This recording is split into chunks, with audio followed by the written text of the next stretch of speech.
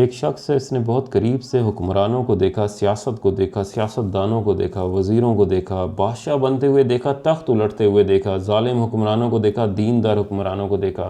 फिर एक वक्त आता है कि इसे इक़्तिदार की वानों से निकाल दिया जाता है और उस साल ये एक मास्टरपीस लिखता है जिसका नाम है द प्रिंस।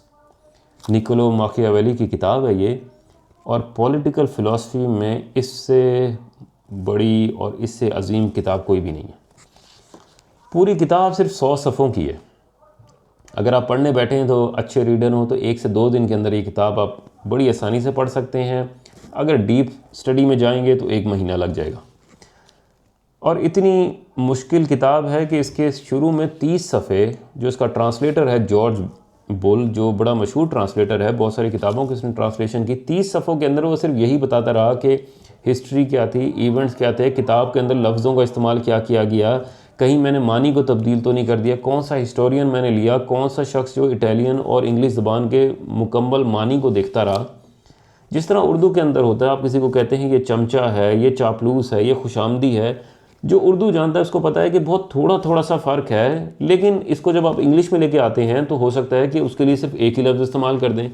इसी तरह इस किताब के अंदर हुआ कि बहुत सारी ट्रांसलेशंस की गई, लेकिन जो जॉर्ज बुल की ट्रांसलेशन वाली किताब है ये 1990 की 1513 में पहली दफ़ा पब्लिश होती है, और 500 साल के बाद भी ये किताब आज भी हुक्मरानों को, लीडर्स को, जर्नैल को, ताकतवर शख्स को समझने के लिए एक आला किताब है।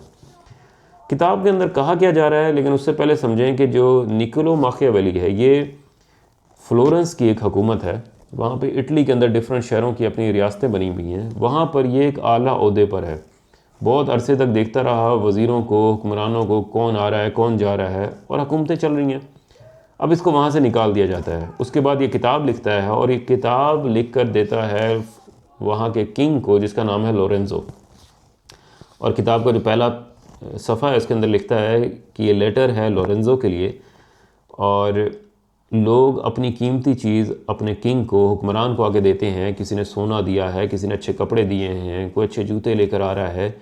कहता है कि मेरी ज़िंदगी का मास्टरपीस ये किताब है, और ये मैं लोरेंज़ो को देता हूँ। इस किताब के अंदर बताया गया है कि हुक्मरान कैसे हुक्मरानी कर सकता है, एक लीडर, एक जर्नैल, आवाम का दबाव क्या होता है, लोगों की आपसे एक्सपेक्टेशन क्या होती हैं, तरीके क्या होते हैं, लोगों ने गलतियाँ क्या की, कहाँ कहाँ पर लोग अपनी हुकूमत को लुटवा बैठे। अब इसके अंदर मुख्तलिफ़ चैप्टर्स हैं, तकरीबन कोई 2 दर्जन के करीब नसीहतें की गई हैं, पैगामात दिए गए हैं लोरेंज़ो को। उसके अंदर से कोई 7-8 जो मेन टॉपिक हैं वो पिक करूँगा और उसको समझाने की आपको कोशिश करूँगा कि कहना क्या चाह रहा है। वो कहता है कि जो इंसान की ज़िंदगी में सबसे बेरहम चीज़ है वो दुश्मन नहीं है, बल्कि वक्त का तब्दील होना है। वक्त तब्दील होता है और हुक्मरान अपने आप को तब्दील नहीं कर पाता। उसके लिए वो हमेशा किसी दुश्मन को या किसी और को इल्ज़ाम ठहराता है, लेकिन असल में वक्त की तब्दीली के लिहाज से हुक्मरान तब्दील नहीं हो सका। उसके बाद फिर ये पॉइंट्स बताना शुरू करता है कि हुक्मरान को क्या करना चाहिए। वो कहता है कि हुकूमत हासिल करना ज़्यादा आसान है, लेकिन हुकूमत को चलाना, उसको सही सिस्टम पर और उसको बचाना ज़्यादा मुश्किल काम है।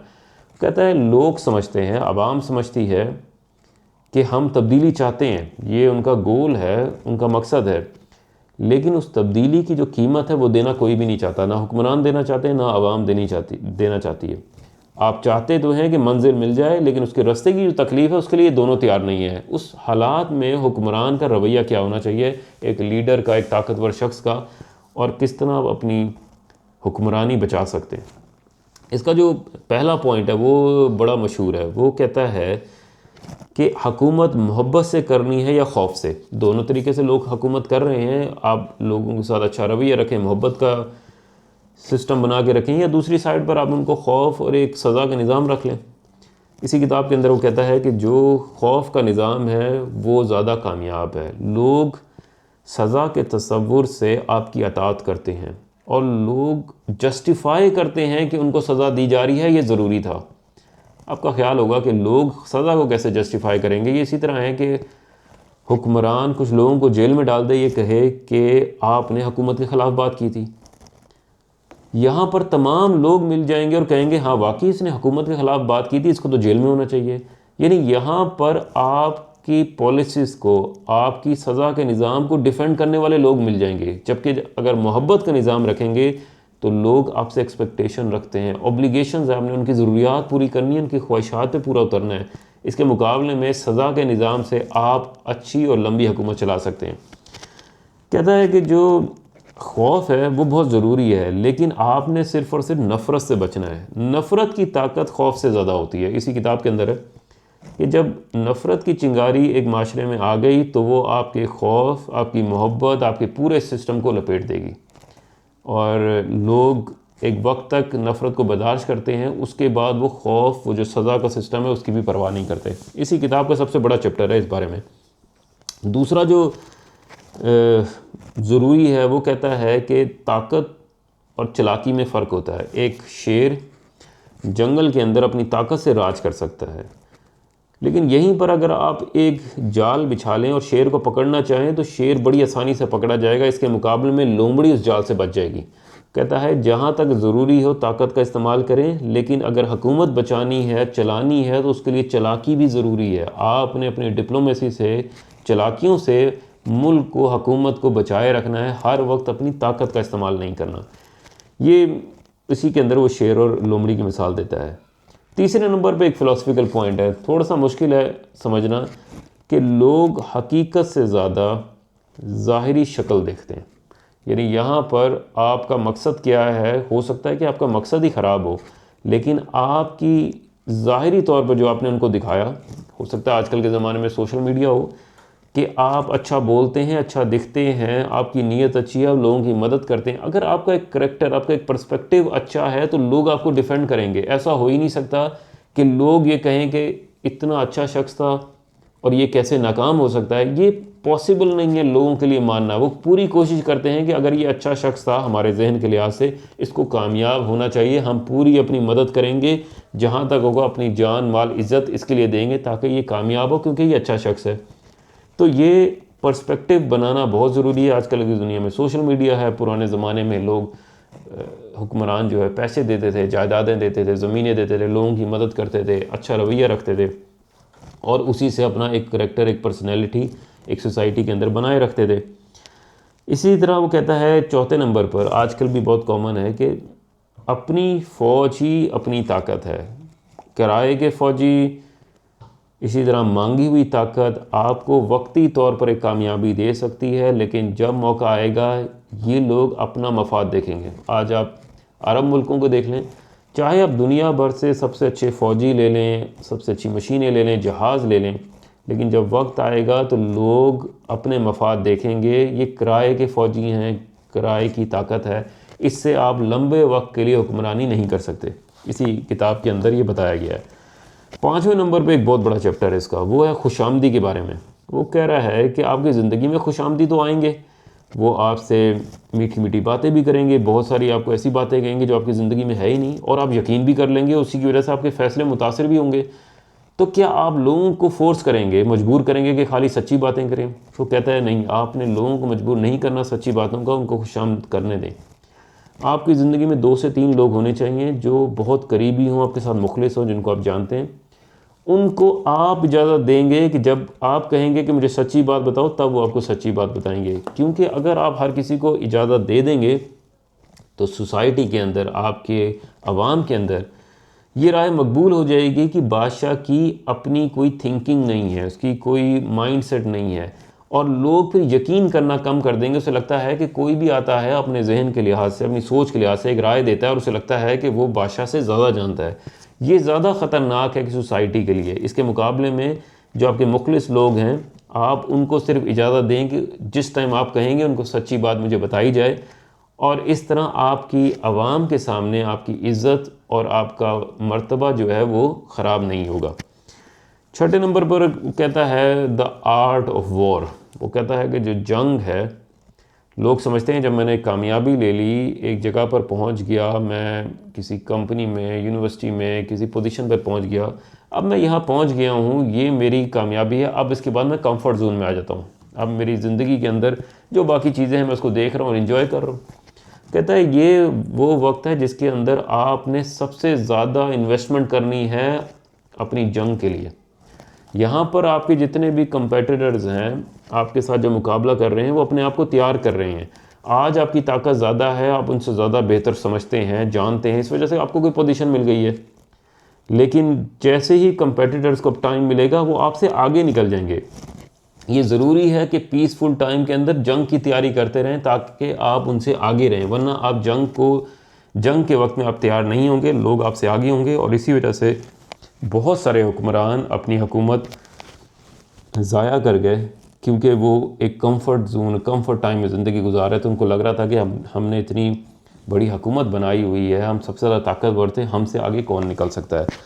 फिर एक अगला अजीब सा पॉइंट है कि वो है सेक्रेटरीज़ के बारे में, कि अगर आपके चारों तरफ के लोग अच्छे नहीं होंगे, आपके साथ मुखलिस नहीं होंगे, और आपकी ओपिनियन को जैसा आप कह रहे हैं इसी तरह लोगों तक नहीं पहुंचा रहे होंगे, तो लोग आप पर यकीन करना ख़त्म कर देंगे। उनको लगेगा कि आपके जो चारों तरफ के लोग हैं उन्हीं का आपके ऊपर यकीन नहीं है, तो हम कैसे कर लें।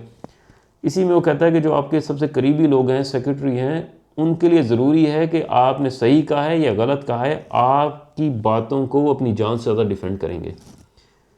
तो ये एक बहुत ज़रूरी चीज़ है इस किताब के अंदर, कि चाहे वो माशरे को सही लगे या नहीं लगे, जब आपने वो डिसाइड कर लिया है, सोच लिया है, तो आपके जो करीबी लोग हैं वो उसी बात पर कायम रहेंगे जो आपने कही है।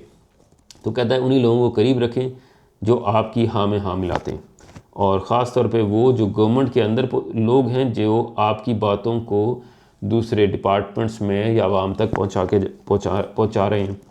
तो इसका एक आखिरी पॉइंट है, वो कहता है कि आप कभी भी एक हुक्मरान न्यूट्रल नहीं हो सकता। ये नहीं हो सकता कि आप कहें कि मैं इस सिचुएशन में अपने आप को दरमियान में रख रहा हूँ, ना इनके साथ हूँ ना इनके साथ हूँ। कहता है ये हुक्मरान के लिए न्यूट्रल होना इसी तरह है कि अपनी हुकूमत को ज़ाया कर दें। यहाँ पर आप या तो बताएंगे कि मेरा दोस्त है, ये मेरा दुश्मन है, ताकि जब आपके हालात ख़राब हो तो आपको पता हो कि आपका साथ कौन देगा। लेकिन अमूमन लोग डिप्लोमेटिकली खेलते हैं। यहाँ पर कहते हैं कि वक्ती तौर पर हो सकता है कि अभी मेरा दोस्त है या नहीं है, मैं मदद कर सकता हूँ, हो सकता है ये मेरी मदद कर दे। लेकिन यहाँ पर वो कहता है कि ज़रूरी है कि आप इस चीज़ का डाउट ज़िंदगी से ख़त्म कर दें कि ये दोस्त है या नहीं है, और इस परेशानी में कभी ना रहें कि हो सकता है कि कभी दोस्त बन जाए, हो सकता है ना बने। अगर दोस्त है या नहीं आपको पता होना चाहिए।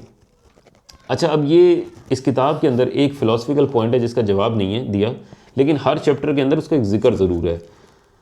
वो ये है कि क्या मकसद हासिल करने के लिए जो ज़राए का इस्तेमाल है, किस तरीके से आप उस मकसद से गए हैं, वो जायज़ है या नहीं है। यानी हुक्मरान को उस ज़राए पर या उस इरादे पर परखा जाएगा, या इस चीज़ पर जाना जाएगा कि वो इस मकसद तक पहुंच गया।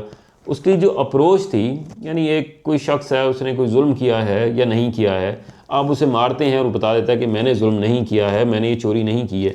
यानी ये जो ज़राया है, ये जो सिस्टम है, इसके अंदर लोग आपको परखेंगे या नहीं, आपको बताएंगे कि आपने उसे मारा क्यों। वो मुजरिम नहीं था, उसने गलती नहीं की थी, लेकिन एक मकसद था जानने का कि मैं जानना चाहता हूँ कि इसने किया या नहीं किया। तो ये जो फ़िलासफ़िकल पॉइंट है, ये इसके अंदर बताया नहीं गया, उसकी डिटेल्स नहीं है, लेकिन हर चैप्टर के अंदर उसका ज़िक्र ज़रूर है कि इसका लोग किस तरह आपको जज करेंगे इस बारे में कि आप मकसद के लिहाज से सही जगह पहुँचे या आपका ज़राया, आपका तरीका सही था। बज़ाहिर तो ये किताब हुक्मरानों के लिए है, लेकिन असल में ये खौफ की किताब है। इक़्तिदार खोने का खौफ, धोखा खाने का खौफ, करीबी लोगों से बिछड़ने का खौफ, छोटा दिखने का खौफ, इसी तरह कमज़ोर दिखने का खौफ। यहाँ पर इस किताब को कहीं से भी आपको मिले तो ज़रूर पढ़नी चाहिए। यह आपको समझने में मदद देगी कि लोग आपके साथ, हुक्मरान, लीडर, जनरल आपके साथ ये रवैया क्यों रखते हैं, और जो लीडर हैं उनको भी शायद मदद दे कि हम किसी के ऊपर हुकूमत कर रहे हैं तो हमारा रवैया क्या होना चाहिए। एथिकल नॉन एथिकल बात नहीं कर रहा है, दुनिया के अंदर एक रिवाज है, ये इंसानी नेचर है कि किस तरह लोग दूसरों के ऊपर हुकूमत करते हैं। आखिर में एक बड़ा खूबसूरत जुमला है कि ताकत इंसान को तब्दील नहीं करती, बल्कि सिर्फ आपका असल ज़ाहिर करती है। आप अगर ये किताब पढ़ चुके हैं तो ज़रूर अपनी राय दीजिएगा कि कैसी लगी आपको ये किताब, और नेक्स्ट किताब के लिए ज़रूर अपनी रिकमेंडेशन दे सकते हैं। बहुत सारी मैंने पढ़ी हुई, उनमें से कोई आपको इंट्रोडक्शन या उसकी समरी कर दूंगा। अगर आपके नज़र में कोई अच्छी किताब है तो वो पढ़ सकते हैं, उसके बारे में बात कर सकते हैं। बहुत शुक्रिया।